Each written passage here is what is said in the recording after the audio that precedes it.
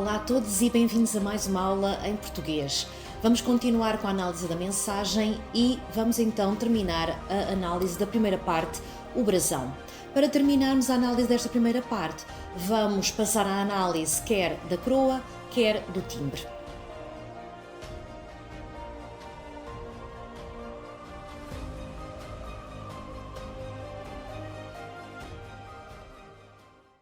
Vou passar então à leitura do poema relativo à coroa. Quarto, a coroa, Nuno Álvares Pereira. Que auréola te cerca? É a espada, que volteando faz que o ar alto perca seu azul negro e brando. Mas que espada é que erguida faz esse halo no céu? É Excalibur, a ungida, que o rei Artur te deu.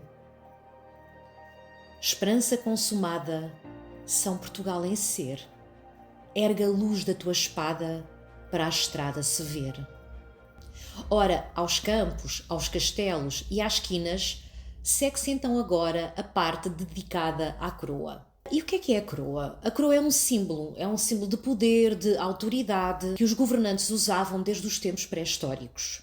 No entanto, a coroa não era só para monarcas, também era dada a indivíduos que, apesar de não serem monarcas, realizaram feitos grandiosos, heróicos ou conquistas de coragem. Ora, Fernando Pessoa, precisamente nesta parte da mensagem, vai dar a coroa a Nuno Álvares Pereira e não a um rei ou um príncipe. E porquê é que Fernando Pessoa dá a coroa a alguém que não era monarca? Dá precisamente pelos feitos heróicos que Nuno Álvares Pereira realizou. E não só pela sua linhagem, mas sim pela sua personalidade e pelas suas ações. Ora, o que Fernando Pessoa está aqui a dizer é que não é necessário que uma pessoa seja nobre ou fidalgo ou de uma linhagem de nobreza para poder ter acesso à coroa. Basta que, no que diz respeito aos seus feitos e à sua personalidade, seja alguém heróico, seja alguém nobre, de nobreza de caráter, não de linhagem. Quem foi Nuno Álvares Pereira? Nuno Álvares Pereira, ou o Santo Condestável, foi um general do século XV em Portugal, foi um nobre cavaleiro que protegeu a eleição de Dom João I e que derrotou os castelhanos, em especial na Batalha de Aljubarrota. Em 1423, já com 63 anos e depois da morte da sua esposa, entra no convento do Carmo e recebe os votos religiosos. Em 1918 foi feito beato pelo Papa Bento XV.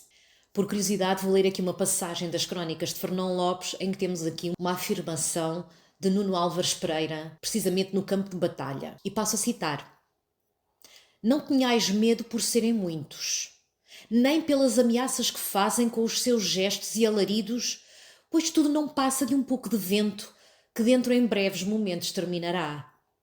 Deveis ser fortes e esforçados, recebendo a grande ajuda de Deus, por cujo serviço ali estavam, defendendo a justa causa do Reino de Portugal. Apenas por curiosidade também, para quem quiser ver mais pormenorizadamente, vou deixar aqui algumas informações sobre a Batalha de Aljubarrota e a Revolução de 1383-85.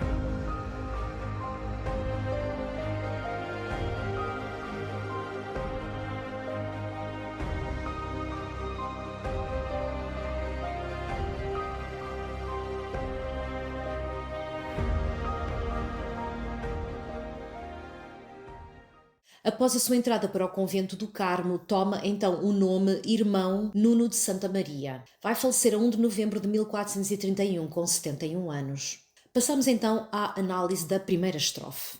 Há aqui uma santidade que é ligada precisamente a Nuno Álvares Pereira, mas que nasce da sua espada que paira no ar. É uma espada que perfura o céu em tal altura que o próprio negro do céu perde a sua cor negra para o azul. Quando se fala em auréola, a auréola que cerca Nuno Álvares Pereira, sabemos que tradicionalmente a auréola é algo que cerca os santos e os iluminados com o seu tom dourado.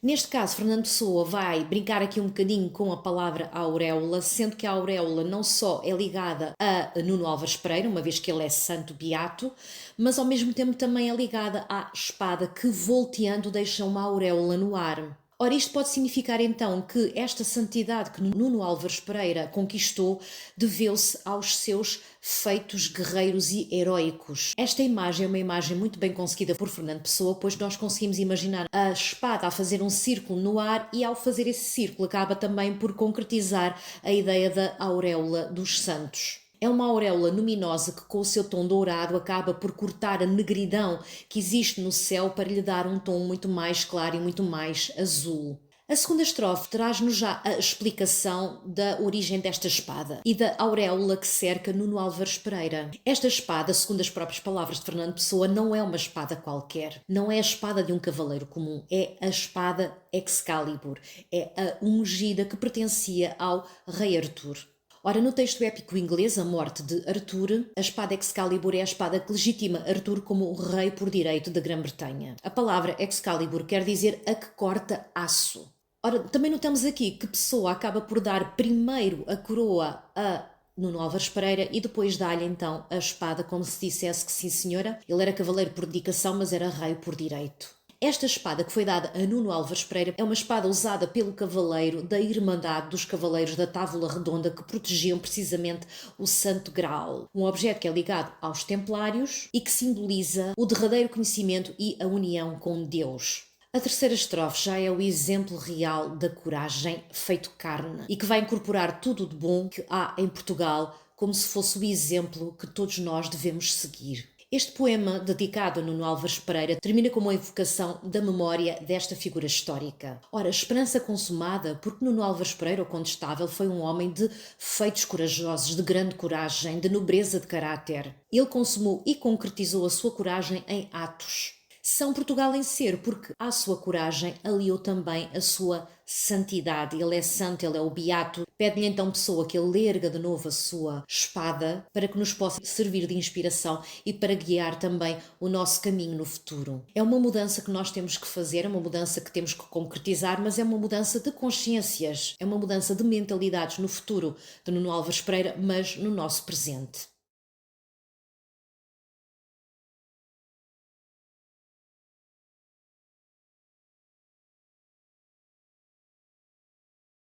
Passamos então à última parte do brasão, neste caso a quinta parte, ou seja, o timbre.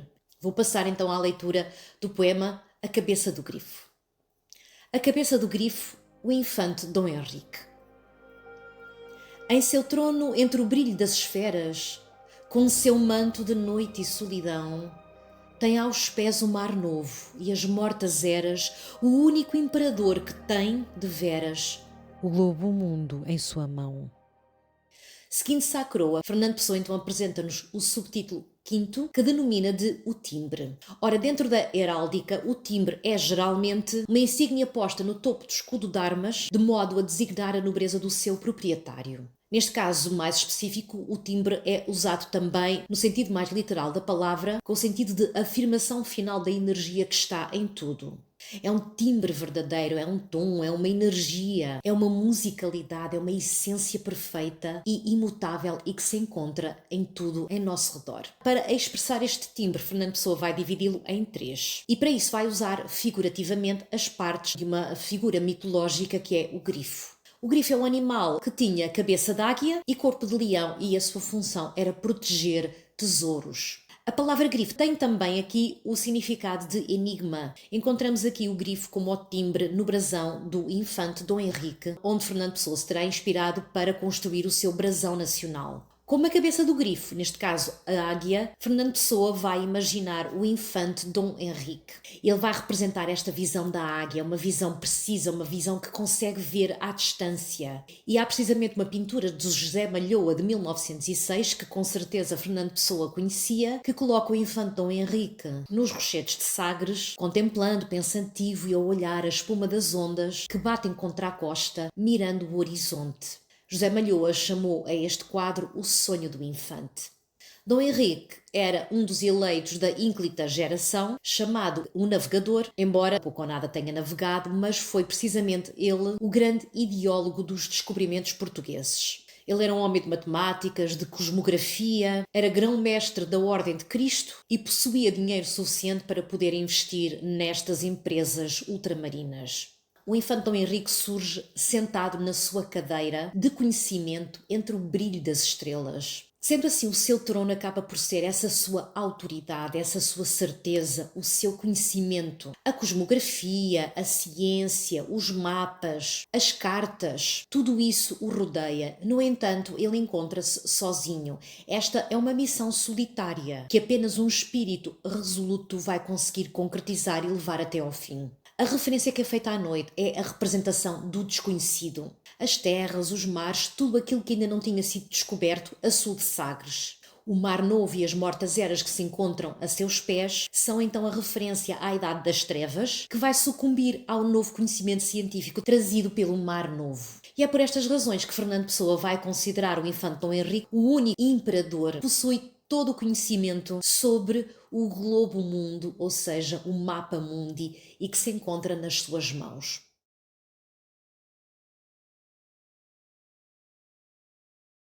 Ora, passando para o segundo poema desta parte, Uma das Asas do Grifo, vamos então encontrar a figura de Dom João II. E vou passar a ler o poema. Uma asa do grifo, Dom João II. Braços cruzados, fita além do mar.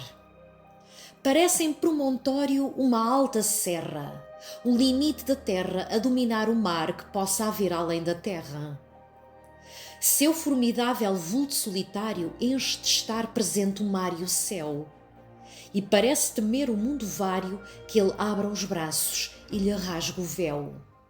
Ora, se a visão pertencia à cabeça do grifo, à águia, que neste caso era o infante Dom Henrique, faltava que lhe desse o poder para ele poder realizar essa visão. Quem é que tinha esse poder, essa autoridade? Era precisamente o rei. E neste caso, literalmente, aquele que faz as águias voar são as suas asas. E por isso Pessoa usa então a expressão a asa do grifo. Uma dessas asas que vai fazer levantar do chão o sonho do infante Dom Henrique é precisamente o rei Dom João II. Ora, e porquê Dom João II, embora isto não seja uma opinião consensual, é normalmente atribuído a este rei o plano de dobrar o cabo da Boa Esperança. E para quê? Com vista a obter uma rota marítima para a Índia, que servia para identificar todos os territórios que se encontravam precisamente entre a costa africana e o Japão, não só a Índia. Dom João II foi o rei de Portugal e dos Algarves, cognominado o Príncipe Perfeito. Era o filho mais novo de Dom Afonso V e da sua primeira esposa, Isabel de Coimbra. Sucedeu ao seu pai após a sua abdicação em 1477, mas só vai subir ao trono em 1481 após a sua morte. Concentrou todo o poder em si, retirando da aristocracia, suprimiu o poder da Casa de Bragança e governou sem oposição. Foi um grande defensor da política da exploração atlântica e deu prioridade precisamente à busca do caminho marítimo para a Índia. Ordenou primeiramente as viagens de Bartolomeu Dias e Pedro da Covilhã e delineou o projeto da primeira viagem. O seu único herdeiro, o príncipe Afonso de Portugal, morreu misteriosamente numa queda em 1491. Morreu em 1495 sem herdeiros legítimos, tendo escolhido para o seu sucessor o Duque de Beja, seu primo direito e cunhado, que depois vai ascender então ao trono de Portugal como o rei Dom Manuel I. Na primeira estrofe deste poema, Fernando Pessoa apresenta o rei Dom João II como um homem de vontade, como um homem com planos, que planeia aventuras para além do mar que já se encontra conhecido. O que se destaca então nesta asa é precisamente essa vontade. É o desejo de ir mais além, especificamente o dobrar precisamente o cabo da Boa Esperança. Ele encontra-se de braços cruzados, ele não usa a força, usa apenas a sua vontade.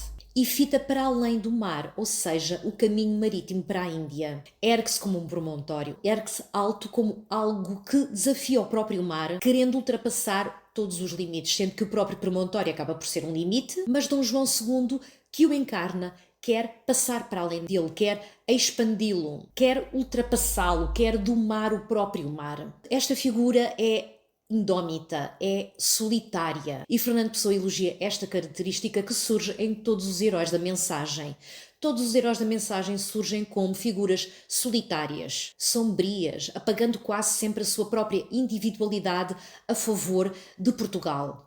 O mundo inconstante perante esta personalidade cheia de vontade, cheia de personalidade, acaba por temer essa exploração, quer da costa africana, quer de um novo rumo para a Índia, que vai rasgar os véus deste mundo desconhecido e vai desvendar-lhe todos os mistérios.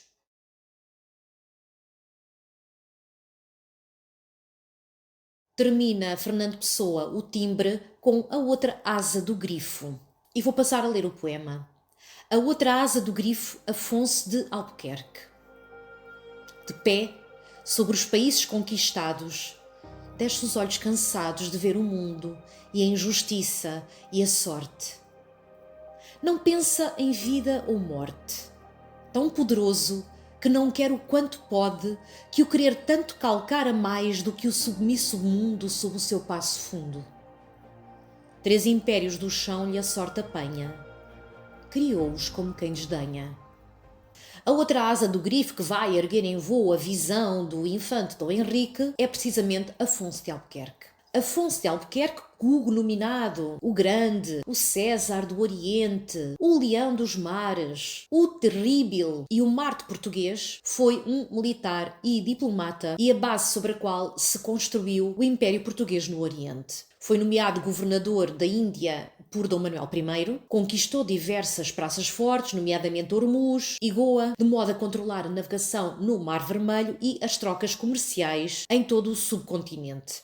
Esta asa vai então reproduzir o poder da força. Apesar de, para Fernando Pessoa, esta figura ser muito importante na nossa concretização do ideal do infante Dom Henrique e da conquista ultramarina, a carreira de Afonso de Albuquerque acabou de uma forma bastante dolorosa e ignominiosa. Dom Afonso de Albuquerque tinha bastantes inimigos na corte portuguesa que acabaram por, através de várias intrigas, espicaçar a inveja do rei Dom Manuel I contra ele, e quando Dom Afonso de Albuquerque regressava de Ormuz à entrada de Goa, cruzou-se com um navio que vinha da Europa e foi a partir desse navio que ele soube da sua substituição como vice-rei por um seu inimigo pessoal, Lope Soares de Albergaria, que se lhe opusera inicialmente. Ora, esta notícia foi um choque muito grande para Dom Afonso de Albuquerque, que morreu no mar a 16 de dezembro de 1515. É precisamente a ele que lhe é atribuída a seguinte frase, e passo a citar: Mal com El Rei por amor dos homens, mal com os homens por amor de El Rei. Pouco antes de morrer, escreveu uma carta a El Rei, em tom digno e afetuoso, assumindo a sua conduta e pedindo para o seu filho natural as honras e recompensas que eram justamente devidas a si próprio. Encontramos um Afonso de Albuquerque cansado já depois de todas as suas conquistas, cansado de ver o mundo e as suas injustiças e a sua sorte, e o seu poder já é tanto que ele já não há nada que queira ter. Pois se ele desejasse ainda mais, ele conseguiria submeter mais do que o próprio mundo. E é assim que nesta estrofe Afonso de Albuquerque simboliza precisamente a parte da força e do poderio militar no Oriente. É uma imagem de um herói, é uma imagem de um soldado, é uma imagem de um homem de armas. E é neste soldado que ele tenta perceber o cansaço e despir-lhe um bocado essa pele de herói para o vermos como um homem comum, como um homem normal, que também se cansa, também sente, também se entristece. Encontra-se neste momento cansado de tanto poder, tanta conquista. E o seu desejo de glória trouxe-lhe muita coisa, mas infelizmente trouxe-lhe também as invejas, o azar e um futuro muito negro. No entanto, e apesar disso, ele deve ser recordado como alguém que criou 3 impérios. Ou seja, Goa em 1510, Malaca em 1511 e Ormuz em 1515. Que também poderiam ser o material, o espiritual e o cultural. Ora, Afonso de Albuquerque tinha um projeto de miscigenação e integração racial através de casamentos entre portugueses e mulheres goesas. Este projeto foi conhecido como o Princípio de Albuquerque. Terminamos então aqui esta primeira parte da mensagem, o brasão, e depois, numa próxima aula, passaremos à análise da segunda parte, um mar português. Obrigada pela vossa atenção e até à próxima!